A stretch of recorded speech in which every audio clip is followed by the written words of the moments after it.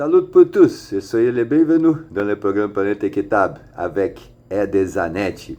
We are talking about the biodiversity credits and biodiversity banks, which can be generated in a determined service area.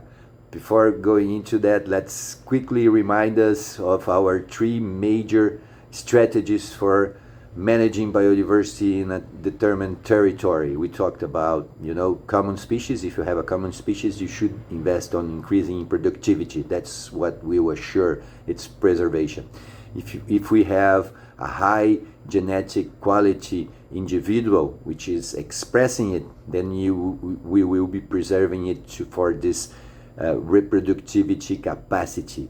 And finally, when we have rare, threatened, or endangered species, then we can invest on creating biodiversity credits within biodiversity banks in a determined service area. So the service area is exactly that geographical region where you have the unique conditions for that endemic species, where you have a high pressure from the socio-economical development, which put that species on threat of extinction.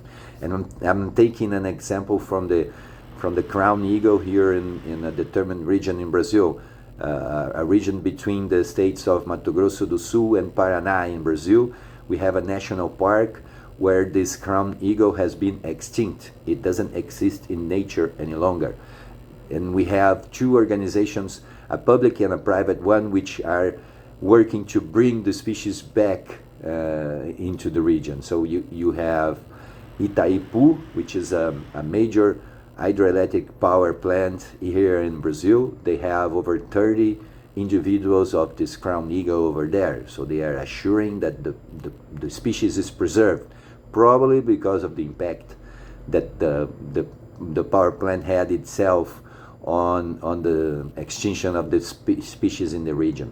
And we have a private property. So Ilha Grande National Park, Itaipu is in one corner, and in the other corner you have a private property, green farm, which created a biodiversity bank with 5 endangered species, one of them the crown eagle. So in order to issue a biodiversity credit, you need to have a technical, legal process implemented. Technical because you need to build facilities, have veterinary, a series of technical issues that you have to deal with to assure that the species will be preserved, and the legal aspects of assuring that and assuming that compromise. So that's what we will be talking about in our next episodes. Follow us to learn more about this. Let God's peace and the love that builds be our weapons on our daily struggle for justice. Ede Zanetti for tous les amis africains.